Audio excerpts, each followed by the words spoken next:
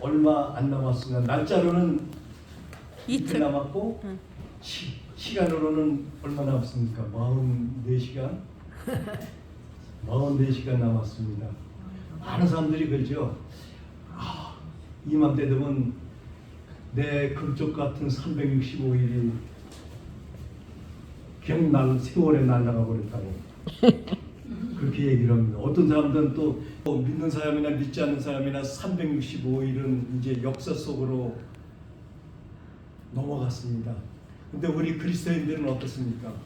이렇게 뭐 365를 돌려달라 그런 것이 아니라 우리의 지난 발자취를 돌아볼 때 하나님과 함께한 거 감사하고 또한 오는 새해에 우리가 어떻습니까? 하나님의 선하심을 맛보고 하나님의 구원하심을 우리가 볼 수 있고 또한 하나님의 인도하심이 있기에 우리는 뭐 세월이 뭐 365일이나 뭐 600일이나 700일이 가도 우리는 겉사람은 후패하나 속사람은 새롭다는 그 사도벌의 말씀처럼 우리가 새해를 기쁨과 희망으로 맞이하는 우리 성도 여러분이 되시길 간절히 바라겠습니다.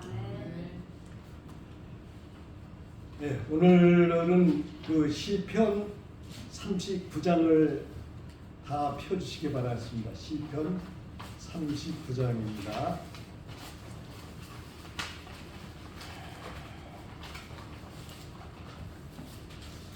시편 39장은 시인 다윗이 쓴 다윗의 시죠. 네. 예, 우리가 이 시편 39편 4절로부터 7절을 읽겠습니다.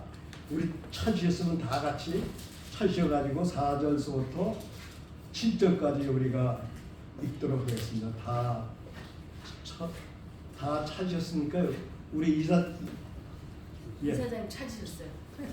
예, 빨리 찾아주시네. 예, 시작하겠습니다. 4절 여호와여 시작. 여호와여 나의 종말과 연한의 어떠함을 알게 하사 나로 나의 연약함을 알게 하소서. 주께서 나의 날을 손넘기만큼 되게 하시매 나의 일생이 주의 앞에는 없는 것 같사오니 사람마다 그 근능이 성 때도 진실로 허사뿐입니다. 진실로 각 사람은 그림자같이 다니고 헛된 일에 분유하며 재물을 쌓으며 누가 취할지 알지 못하나이다. 주여 내가 무엇을 바라리요 나의 소망은 주께 있나이다. 예, 아주 우리 마음에 와닿는 그런 성경절입니다. 시편 39편은 아주 시편 중에서도 가장 아름다운 시편이라고 부르는 참회의 시라고 그렇게 얘기를 합니다. 우리가 1절서부터 보게 되면 1절에 이런 말이 있죠. 내가 말하기를 나의 행위를 조심하여 내 혀로 범죄치 아니하리라. 악인이 내 앞에 있을 때 내가 내 입에 자갈을 먹이리라 하였도다. 내가 잠잠하여 선한 말도 바라지 아니하고 나의 근심이 더 심하도다. 내 마음이 내 속에서 뜨거워서 묵상할 때 화가 바라니 나의 혀로 말하기를. 그리고 4절로 넘어가는 겁니다. 다윗이 어떻게 결심했습니까? 나의 행위를 조심하고 내 혀로 범죄치 아니하리라 그렇게 결심하고 악인이 내 앞에 있을 때 선한 말도 안 했다고 그랬습니다. 혹시 실수할까 봐 그렇게 하고 내 입에 자갈을 먹이리라고 하였는데 잔잔하고 선한 말도 안 하고 그러니까 속에서 무슨 이유인지 저는 모르겠어요. 화가 치밀었다고 그랬어요. 화가 치밀어가지고 화가 치밀어가도 이것을 감정 폭발을 못하니까 나의 근심이 더 심해졌다고 했습니다. 아마 다윗이 억울한 일을 당한 것 같아요. 그러는데 내가 악인들에게 보복을 하거나 욕을 하거나 그렇게 되면은 하나님께 범죄할까봐 그것을 조심하냐고 입으로 범죄치 아니하고 행위로 범죄치 아니하고 선한 말도 안 하겠다 했는데 조용히 묵상을 할 때 다윗의 마음은 그 억울한 생각이 복받쳐 올라가지고 그 견딜 수가 없었던 겁니다. 그래서 아마 다윗이 높은 산에 올라가 가지고 소리를 꽉 질렀을 것 같아요. 이렇게 스트레스 쌓였을 때는 확 풀어주는 게 스트레스 해소하는 데 큰 도움이 되고 건강에 큰 도움이 된다고 그렇게 얘기를 합니다.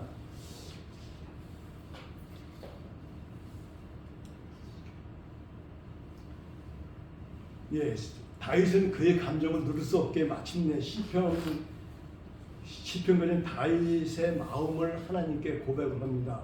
소리를 질러놓고 가만히 묵상하다 보니까 자기의 연약함, 자기의 부족함이 드러나는 것입니다. 그래가지고 4절로 넘어가고 있는 것입니다. 그래서 다윗은 그의 마음을 하나님께 고백합니다. 여기 뭐냐면 끝에 나의 소망은 주께 있나이다. 다윗이 어떤 인물이니까 이스라엘 전체 중에서 참 파란만장한 삶을 산 사람이었습니다.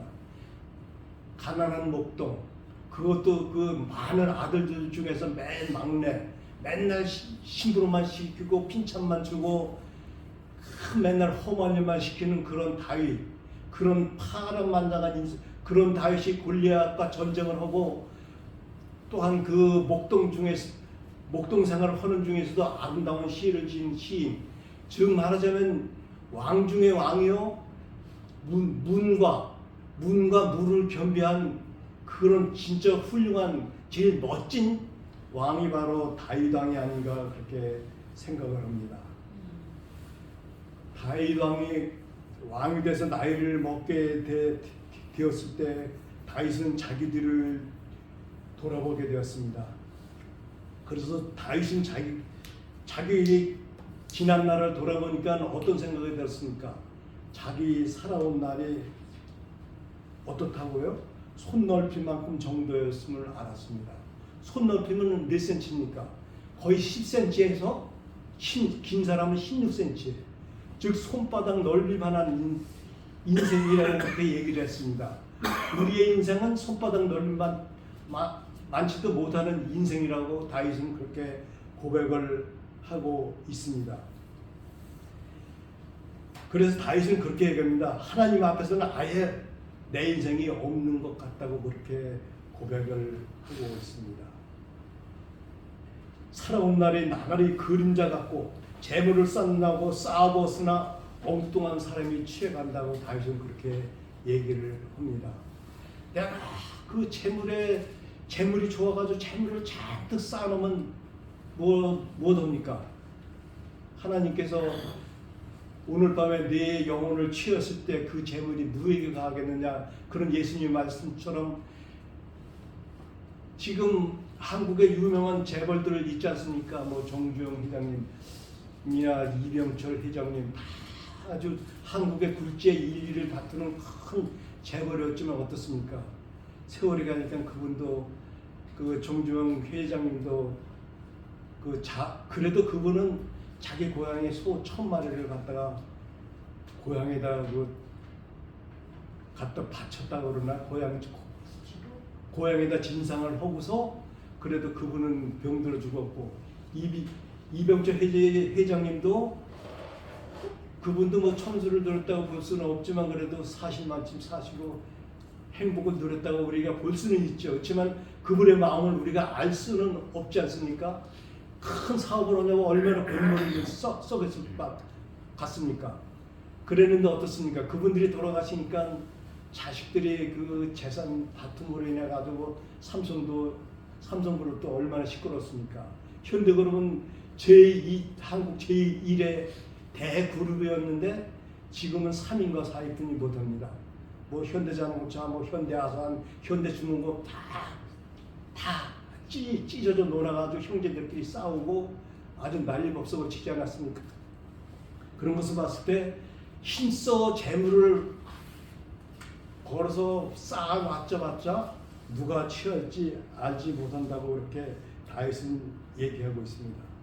그렇기 때문에 다윗의 소망은 오직 하나의 소망은 하나님뿐이었습니다. 그렇기 때문에 다윗은 또 이렇게 결론을 내리고 있습니다. 아까 읽은 말씀이지만 내가 무엇을 바라리요? 나의 소망은 주께 다윗은 연약한 가운데 예수님을 하나님을 묵상하면서 하나님을 바라봤을 때 그는 그 자기의 연약한 가운데 그 다윗을 눈동자 같이 지켜주시며 그 선한 목자 같이 인도해 주시는 하나님, 방패가 되시는 하나님을 그는 보았던 것입니다. 또 이스라엘 전체 역사 중에서 가장 화려한 인생을 산 사람을 들려면 누구일까요? 어떤 왕이죠? 솔로몬이죠. 솔로몬은 아버지 다윗에 대하면 진짜 금수저를 물고서 태어난 사람이죠. 그 훌륭한 아버지 밑에서 태어나가지고 그 아버지와 그 어머니의 지략으로 왕권도 자기에게 돌아가지 않을 왕권도 그 연로한 아버지와 그 어머니의 그 노력으로 인해서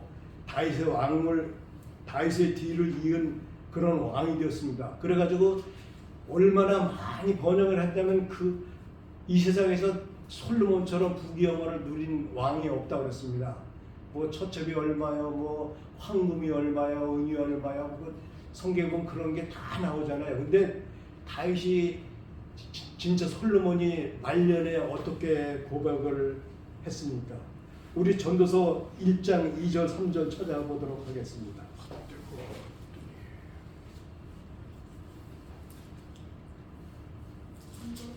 전도서 1장 2절에서 3절이요. 다 찾으셨습니까? 네, 다 찾으셨으면 우리 다 같이 읽도록 하겠습니다. 시작. 헛되고 헛되며 헛되고 헛되니 모든 것이 헛되도다. 사람이 해 아래서 수고하는 모든 수고가 자기에게 무엇이 유익한고. 예, 다윗이 그렇게 고백을 했습니다. 내가 살아보니까 지식도 아무 소용도 없고 자식도 소용이 없고 재물도 소용이 없고 아무것도 소용이 없다는 것을 느꼈습니다. 그리고 이스라엘 사람 중에서 가장 존경받는 선지자가 누구일까요? 이스라엘 사람들이 제일 존경하고 지금도 많은 존경을 받고 있는 선지자는 바로 모세지요. 모세도 말년에 이렇게 얘기를 했습니다. 그 시편 90편 9절 10절에는 이런 말씀이 있습니다. 우리의 모든 날이 주의 분노 중에 지나가며 우리의 평생이 일순간에 다하였나이다. 우리의 연수가 70이요 강건하면 80이라도 그 연수의 자랑은 수고와 슬픔뿐이요 신속기간이 우리가 날아가나이다. 세월이 날아간다고 그렇게 표현을 했습니다. 많은 사람들이 옛날에는 편지 썼을 때 대부분 첫째 문구를 뭐 유서 같은 세월, 뭐 화살 같은 세월이 뭐 흘러 뭐 어떻게 됐다고 딱 해놓고 되면 자기의 요구사항을 딱 얘기하는 편지. 옛날에 편지를 그렇게 썼거든요. 근데 대부분 사람들이 그렇게 세월이 흘러가는 것을 화살이 날아가는 것 같다, 물이 흐르는 것 같다, 그렇게 얘기를 합니다. 근데 여기 모세는 이렇게 얘기를 하고 있습니다. 우리가 날아간다. 그래서 모세는 이렇게 했습니다. 우리의 연수를 알게 해달라고 그렇게 얘기를 했습니다. 우리의 살 날짜가 얼마 남은 걸 알려달라고 그렇게 얘기를 했습니다. 또한 야고보도 이렇게 말했습니다. 야고보서 4장 14절에 이런 말씀이 있습니다. 내일 일을 너희가 알지 못하는도다. 너희 생명이 무엇이뇨? 너희는 잠깐 보이다가 없어지는 안개니라 그랬습니다. 야고보서도 인생이 얼마나 허무한가를 그렇게 얘기를 했습니다. 잠깐 안개가 뽀얗게 껴서 안개가 많은 것 같지만 해가 났을 때는 안개가 싹 없어지고 그 많던 안개가 어디 갔는지 자취를 감추는 것이 바로 안개의 그 흔적이 안개의 모습입니다. 이 시인은 이런 시를 썼습니다. 내 청춘 누구 주고 네 백발 가져온고 백발이 오고 가는 길을 알았던들 막을 것을 알고도 못 막는 길이니 그를 서러워하노라. 예, 마음에 와닿는 저거죠. 제가 어디서 일을 할 때 눈이 많이 왔습니다. 근데 그 소나무가 아름다운 소나무에 눈이 쫙 쌓인 게 참 이뻤어요. 그래서 제가 소나무에게 한번 물어봐야 되겠다 하고서 한번 그 물어본 것을 글로다 적었습니다. 소나무가 또 대답을 하더라고요. 예, 제목은 눈꽃송이라고 그렇게 이름 제목을 붙였습니다. 당신은 누구에게 보이고자 그렇게 아름다운 눈꽃 옷을 입었소. 아무리 아름다운 옷이지만 붉은 해가 떠오르면 녹아서 벗겨질 것인데 그러면 너무나 허무하지 않겠소. 나무의 대답입니다.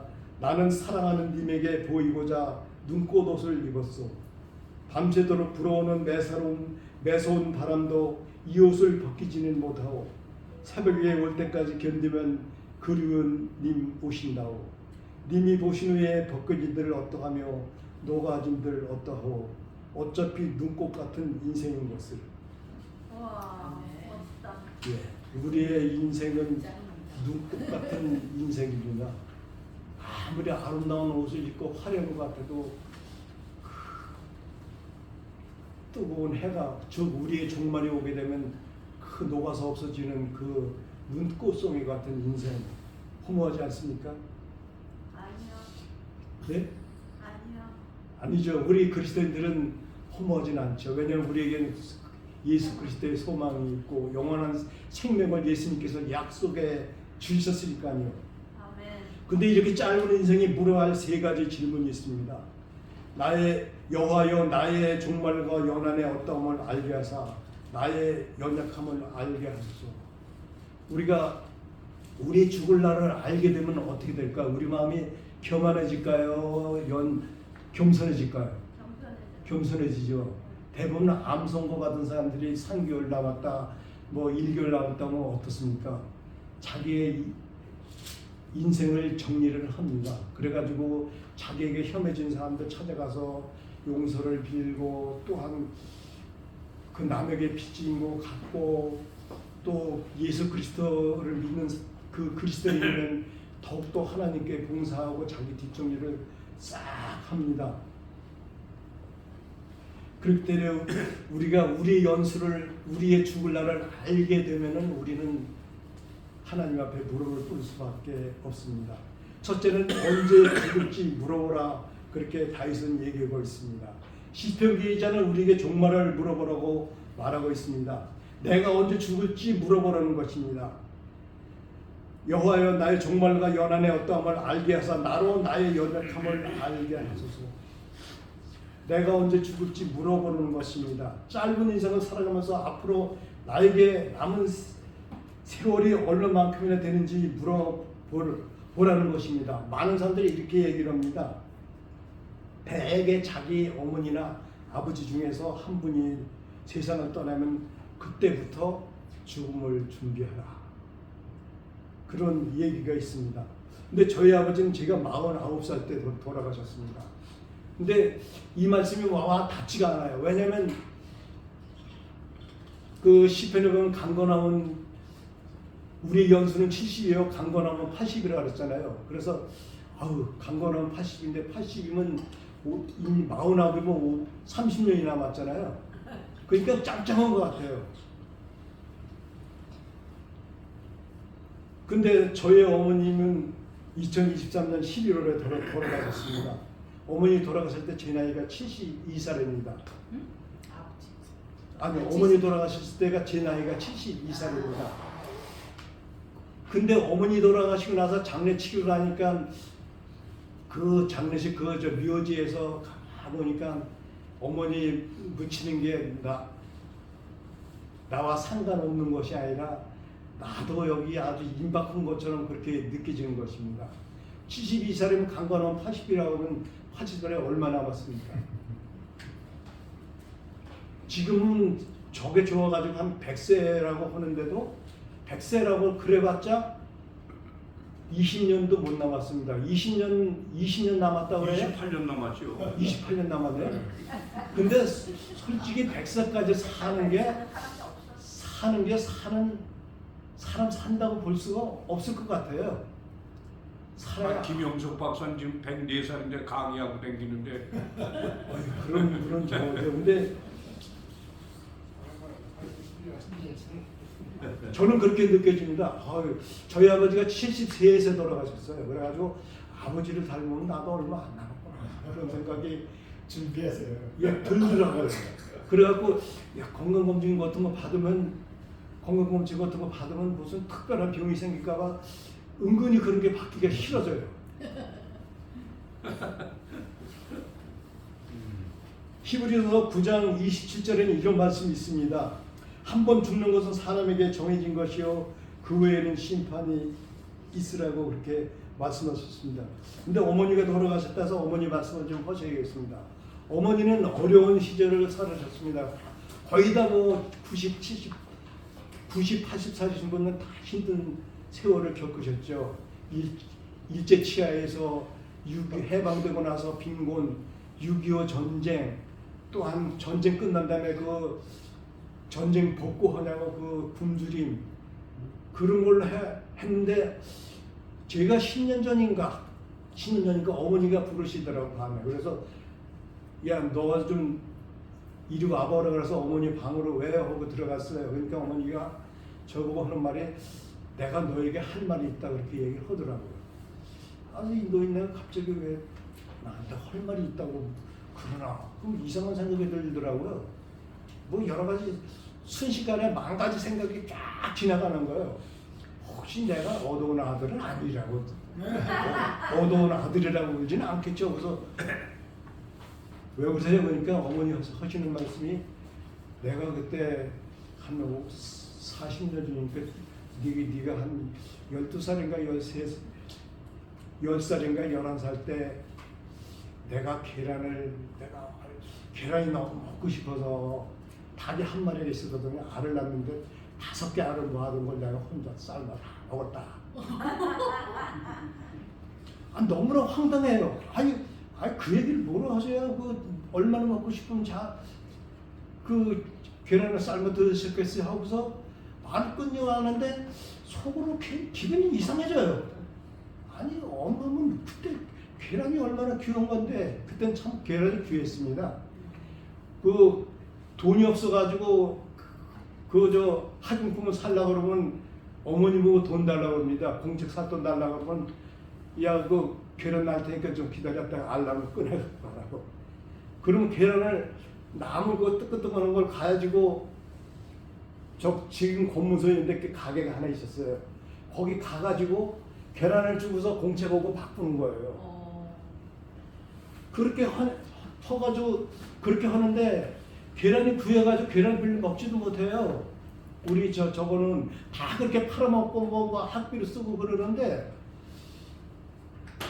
계란 1개도 아니고 2개도 아니고 5개. 엄마는 굶어도 자식들에게는 좋은 건 먹인 되는데 어머니가 그럴 수가 있나 그런 생각이 들더라고요. 그래서 되게 좀 섭섭하더라고. 근데 또 생각을 좀 바꿨습니다. 어머니가 얼마나 먹고 싶었으면 그 계란을 원래 우리 형제가 6형제였거든요. 6형제였는데 저희가 장남인데 얼마나 드시고 싶었으면 그 계란을 몰래 잡수는 거 마음 편히 잡수지도 못했을 것 같아요. 누가 애들이 닥치고 엄마 뭐 먹어 그러면 어떡합니까 계란. 그래가지고 얼마나 드시고 싶으면 그렇게 하셨을까 하고서 근데 왜 어머니가 왜 몇십 년 지나 한 40-50년 지난 다음에 이런 말씀을 하시지? 그 생각이 들더라고요. 그래서 그냥 어머니 잘하셨어요. 그리고 그냥 말았습니다. 어머니 돌아가신 그 얘기가 나와가지고 제가 그 얘기를 했습니다. 그렇게 힘든 세월을 살으셨지만은 90살까지 그렇게 살으셨는데 90살 살으셔야 어머니 그렇게 제가 보니까 맨날 아프다고 그러고 약은 보따리로 갖다 놓고 드시고 그렇게 재미있게 사신 건 아니에요. 사실은 80살 넘으시니까 건강이 나빠지시더라고요. 그래서 성경에서 강건하고 80이라는 말에 딱 맞는 것 같습니다. 지금 지구상에는 인구가 얼마 될까요? 70억이 넘는다고 그랬습니다. 80억 가까이 되겠죠. 80억 정도요. 근데 강거 넘으면 80이라고 그랬는데 우리 한국의 우리 남녀의 평균 수명이 얼마냐면 남자가 72세, 여자가 79세입니다. 거의 7, 8년, 거의 10년을 여자가 앞서. 근데 저는 아직도 그걸 모르겠어요. 왜 여자들이 수명이 더 긴지. 우리 동네도 아저씨들 다 돌아가시고 아주머니들 막 계세요. 일단 술 담배를 거의 여자들은 덜 하잖아요. 그래서 그런 거예요. 여자는 웃길다라는 거예요. 그래서 많이 여자가 웃어서 왜? 그래서 뭐라고요? 여자가 뭐? 많이 웃어서. 많이 웃어서? 그리고 여자들은 표현을 바깥으로 잘하잖아요. 네. 화나면 화난다고 그러고. 근데 남자는 어떻습니까? 참. 남자는 표현을 잘 못하잖아요. 2021년도 통계로 예. 남자의 평균 연령이 80이고 그래요? 예, 여자가 86년 6.6, 남자는 80년 80.6년. 그러니까 81년에 수명이 늘었어요. 그러니까 이제 암으로 사고로 일찍 죽는 사람, 그런 사람까지 다 평균치를 낸 거기 때문에 사실상 80 넘어 요즘 장례식 가면 80세 좀 죽었다는 일찍 죽은 거로 생각해요. 그렇죠. 그래도 웬만하면 대개 90도를 대개 넘더라고요. 이렇게 가보면. 예, 그 평균 남자 평균을 우리가 친다고 해서 80이라 그러면 1년에 몇 명씩 죽어가고 있을 거예요. 80이 딱 평균이라면 1년에 거의 1억 명씩 죽어가고 있다고 그렇게 얘기를 했습니다. 1년에 1억 명씩 죽어가고 있습니다. 사람들이. 80억 인구 중에서. 그리고 하루에 27만 명이 한 30만 명이 죽어간다고 볼 수밖에 없습니다. 그리고 한 시간에 한 15,000명 가량이 죽고 1분에 한 300명 가량이 어디론가 사라지고 있습니다. 다 그렇게 죽어가고 있는 거예요. 그게 많이 산다고 그래야 평균이 그렇다고 그래야지만 그 젊게 사는 사람 진짜 저 짧게 사시는 분들은 거의 뭐 3, 40대도 돌아가시는 분들이 많으니까. 그리고 한 시간 동안에 거의 2만 명이 죽고 있을 텐데 그들이 다 어디로 가고 있습니까? 그 통계를 보게 되면 70%가 멸망으로, 복음을 듣지 못하고 멸망으로 끌려가고 있다고 그랬습니다. 알렉산더 대왕은 죽을 때 이런 말을 했다고 합니다. 내가 모든 것에 대하여 시간을 바치고 생각해 왔지만 가장 중요한 사실인 죽음에 대해서만은 준비하지 않았구나. 그 용맹스러운 그 알렉산더 대왕도 자기가 열병에 걸려 죽었죠. 30몇 살에 죽었는데 그는 열병에 걸려 사경을 헤맸을 때 그런 자기의 부하 장수들에게 그렇게 얘기를 했습니다. 내가 다 모든 것을 전쟁은 준비해서 내가 잘했지만 죽을 준비는 안 했다. 여기 계신 분들은 어떻습니까? 죽을 준비를 잘하신 게 얼마나 다행인지 모릅니다. 여러분들은 죽을 준비를 다 해놓으신 것입니다. 왜냐하면 영생을 보증받으셨습니다. 왜냐하면 예수 그리스도를 믿는 자에게는 영원히 죽지 않는다고 예수님께서 약속해 주셨기 때문입니다. 두 번째는 누가 거두게 될 것인지 물어야 한다고 그랬습니다. 시편 기자는 이렇게 말하고 있습니다. 주께서 나의 날을 손넓이만큼 되게 하심에 나의 일생이 주여 앞에는 없는 것 같사오니 사람마다 그 든든히 선 때도 진실로 허석뿐이다. 진실로 각 사람은 그림자 같이 다니고 헛된 일에 분여하며 재물을 쌓으니 누가 취할지는 알지 못하나이다. 5절 6절에 있는 말씀이죠. 각 사람은 그림자 같이 다닌다고 그랬습니다. 헛된 일에 분여한다고 그랬습니다. 그림자가 어떻습니까? 해가 있을 때만 이게 그림자가 보이고 해가 졌을 때는 그림자가 보이지가 않습니다. 그런데도 우리 인생들은 헛된 일에 분여해가지고 쓸데없는 일에 모든 신경을 내가 뭐 노력을 해서 스타가 되겠다,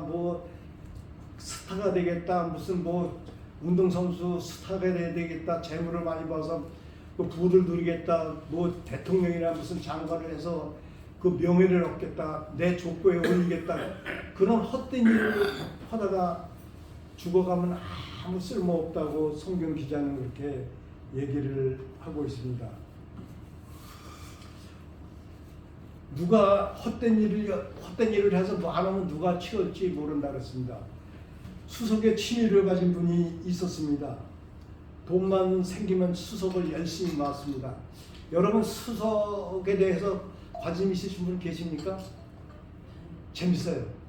저도 좀 동영상을 보고 개울가 좀 헤매봤는데 이게 개울가에서 돌들이 다 틀려요. 다 틀린데 좀 특이한 돌을 찾는 게 참 재밌더라고요.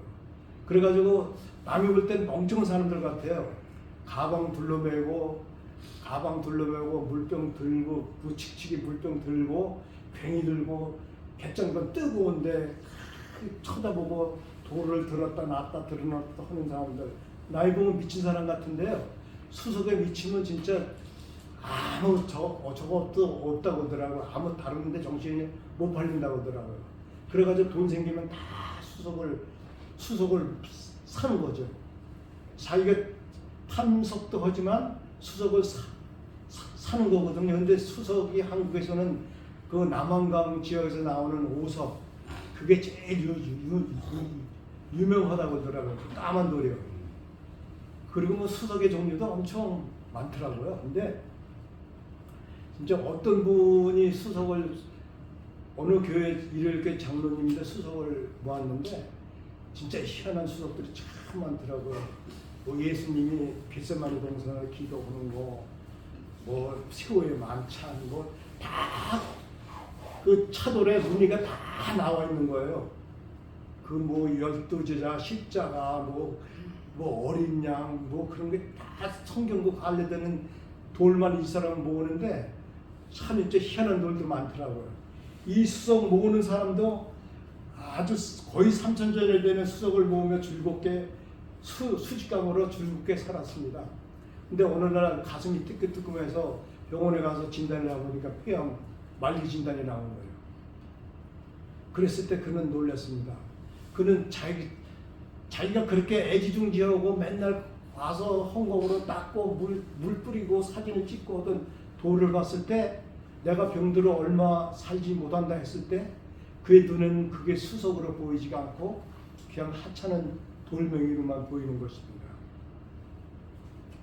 그래가지고 이 사람이 그 돌을 일부는 좀 처분을 했는데 그 처분도 못하고 돌아가셨어요. 돌아가셨는데 아들들이 그 돌을 쳐야 되는데 거의 뭐 트럭으로 2트럭이 된다고 그러더라고요.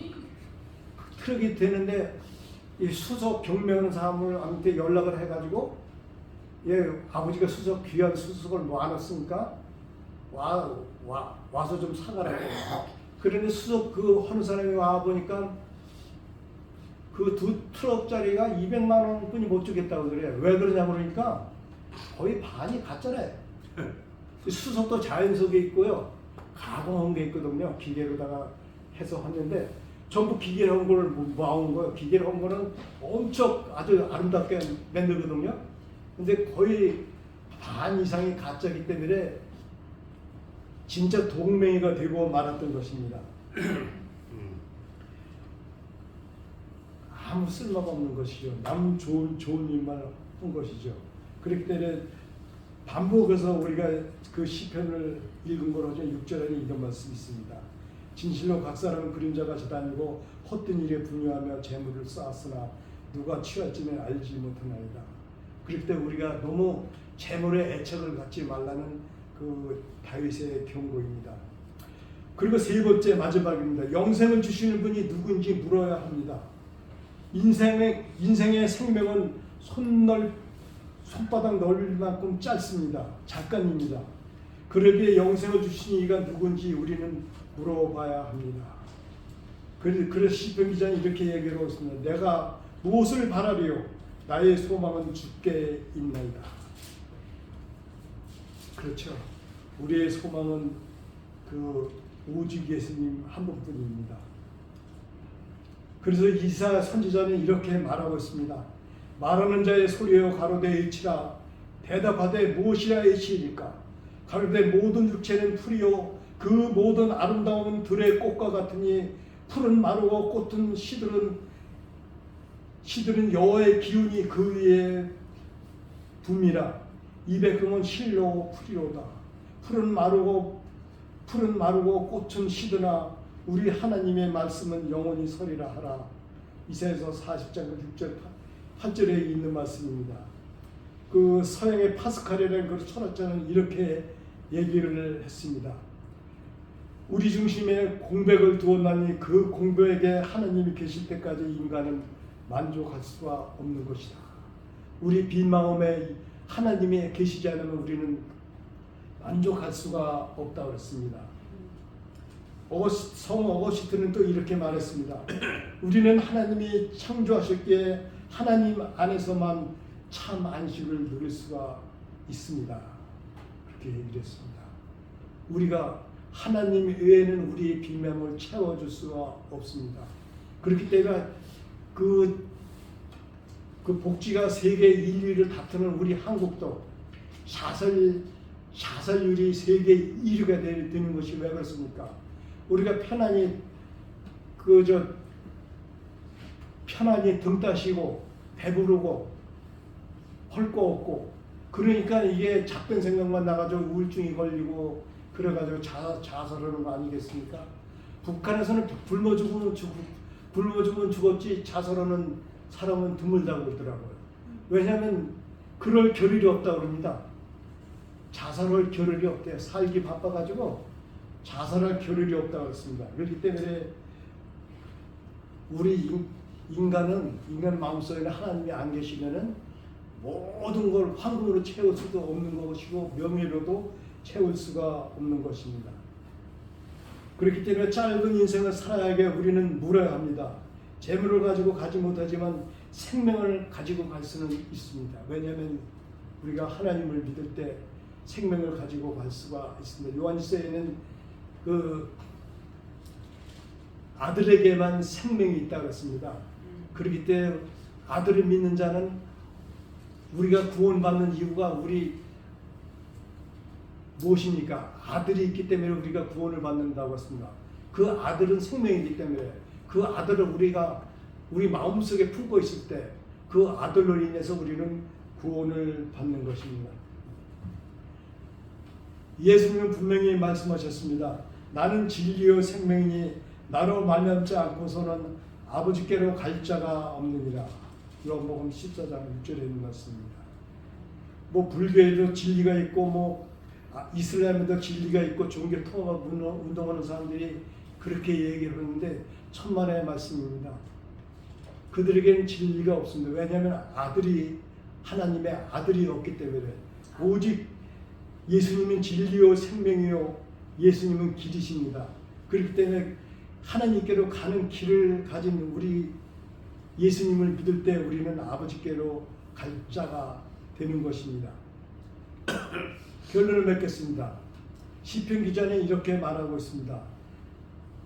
주께서 나의 나라를 손 넓힐 만큼 되게 하시며 나의 일생이 주의 앞에는 없는 것 같사오니 사람마다 든든히 선 때도 진실로 호사뿐입니다. 우리 짧은 인생을 살아가는 우리는 세 가지 질문을 해야 합니다. 첫째는 우리 연약함을 알게 해달라고 기도를 해야 됩니다. 두 번째는 언제 죽을지 물어보라고 했습니다. 세 번째는 누가 거두게 될지를 물어야 합니다. 또한 영생을 주신 분이 누구인지를 물어야 합니다. 여러분은 그것을 여기에 대한 답을 다 물어보고 답을 다 들었을 줄로 믿습니다.